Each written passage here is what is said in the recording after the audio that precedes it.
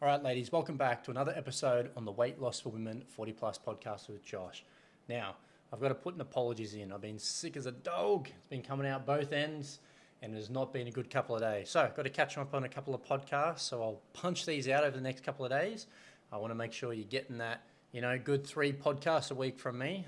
I think we've knocked over a couple of hundred now. So let's not stop a good thing. Well, in my eyes anyway. All right. Today's more mindset. We've done a lot around Christmas and food and tactics and exercise, those kind of things. I want to talk to the ladies today that you feel like you're constantly failing with your weight loss. Now, mindset is part of the equation. Do not get me wrong. It's part of it. But most problems I see people having is generally around their knowledge. Now, a saying that I like is most people know enough to think that they are right, but they don't know enough to know that they're wrong. And this is me in plenty of subjects. There's only a couple of things that I'm good at. Weight loss is definitely one of them. Anything else, cars, sports, politics, pretty much just anything outside of weight loss and what I do on my day-to-day, the gym, those kind of things, it is not my wheelhouse. I do not know, I do not understand. And that's not because I'm a dum-dum, it's because I just don't give a fuck and I don't care. And you're probably in the same boat right now.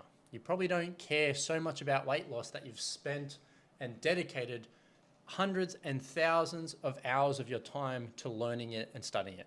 If you did, you'd be a weight loss coach and you probably wouldn't be listening to this podcast, which is totally fine.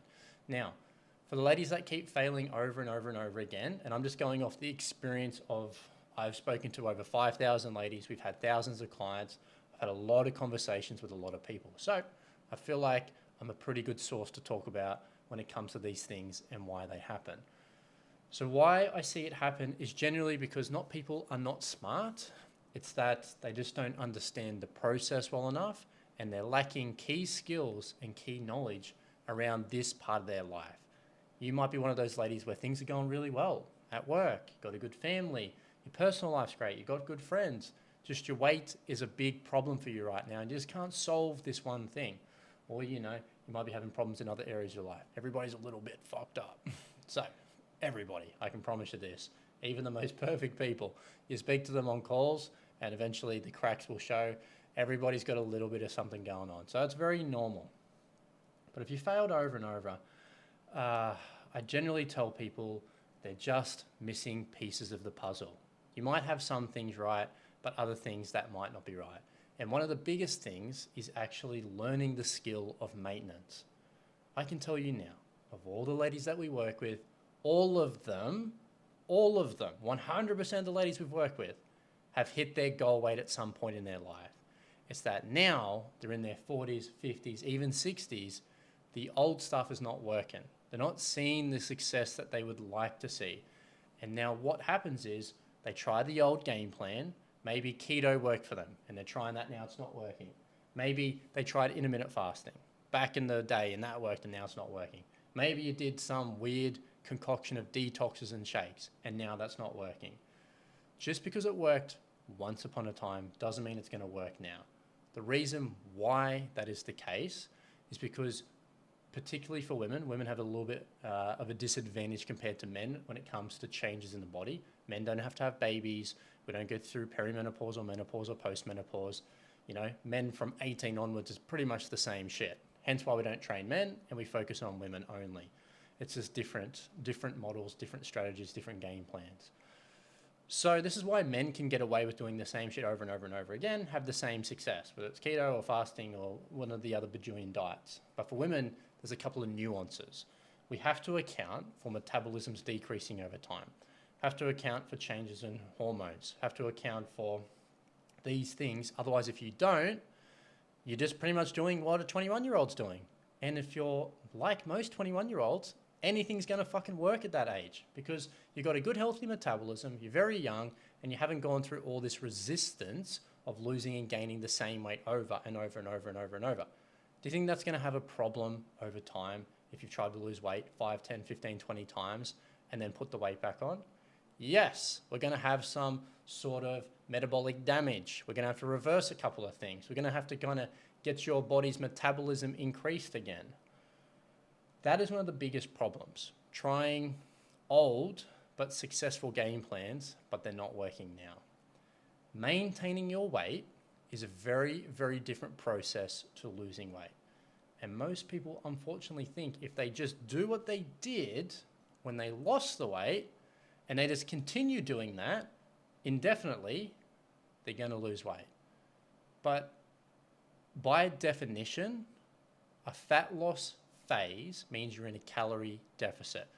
You are purposely, or maybe accidentally, giving your body less resources than what it needs to run at 100%. So if you want to lose weight and you burn 2,000 calories a day and you only eat 1,500 calories, you're giving yourself a minus 500 calorie deficit, meaning there are 500 calories of protein and carbs and fats, vitamins and minerals that are not going into the body. That means you're running the body at 75%. You're only giving it 75% of the resources that it actually needs to run at 100% function. What do you think is going to happen if you do that for extended periods of time? It probably doesn't look very well. This is where a lot of people's sicknesses, ailments, illnesses, injuries, they come from, because you are not giving the body what it needs. Like, how you couldn't run a TV on 75% of the energy. It needs 100% to run the picture properly. Otherwise, it's like cutting in and out, and it's fuzzy, and it's turning on, it's turning off, it's doing weird things. You cannot run a car at 75% of all the resources that it needs for an extended period of time versus the car that runs at 100% of the resources. The oil's always full, the coolant's always up. I don't know shit about cars, so that's as far as I'm going to take that analogy.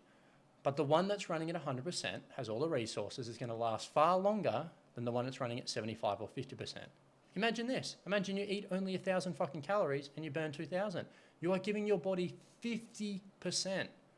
Do you think something is going to break over time? You're going to be chipping away at your central nervous system, immune function, hormonal profiles. Of course it's going to happen.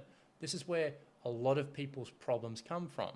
They're just in calorie deficits or extreme calorie deficits for extended periods of time. Now, for a short amount of time, it's actually fine. We want to get the weight off, but eventually you got to get out of the calorie deficit. But most people just don't know this. They don't understand that weight loss is broken up into 3 phases. Fat loss phase first, lose the weight. Toning phase second, shape up the last few kilograms, body composition, lose the body fat in particular areas. And then number 3 is maintenance. There are different strategies. Otherwise, it'd just be called fat loss phase if it was just one thing you had to focus on. 95% of our clients have just never, ever been, or maybe 98% of our clients have never been through a maintenance phase. They don't even know what it is. And that's not their fault. They're not coaches. They haven't been doing this their whole life. But when they do the program, they understand. They're like, that's the missing piece. So obviously we have to get our clients losing weight first. We shift them then to toning, and then we finish in maintenance. Maintenance is bringing the calories up. If you burn 2,000 calories and you eat 2,000 calories, nothing happens. But when you're at your goal weight, that is what you want to happen. You can't just hit your goal weight and then stay in a calorie deficit, because you then wouldn't stay at the goal weight. You either lose muscle or you lose more body fat. Or in worst case scenarios, well, losing muscle is the worst case scenario, your body's metabolism lowers again. Now, your body's trying to compensate and adjust to these super low calories. This is where you get lethargic. Your sleep's not that great. Your hormonal fluctuations tend to happen again. They get worse. You can even start gaining weight. Plateaus tend to happen. You feel run down. You get sick more regularly. Higher stress levels, higher cortisol levels. There is just higher sweet tooth cravings. There's a cascade of negative effects that happen for people that do not exit the fat loss and the toning phase. It is okay to have been there before. You now know. Now, the hard thing is actually navigating a maintenance phase. Maintenance is very simple in nature, increase the food, but you don't just go from calorie deficit to maintenance because you're going to stack on weight.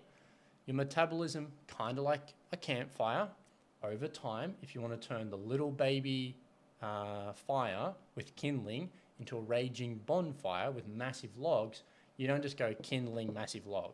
You've got to build it up over time. So coaches will run through what we call a reverse diet, where you're going to systematically and periodically increase the calories by a certain percentage each week. so that your body can adjust. And over a reverse diet or a maintenance phase, you eventually come out of a calorie deficit. You're now eating more calories than you were at your heaviest, at your lightest. You feel much better, your energy's through the roof, and you now create a new set point and your body will stay there.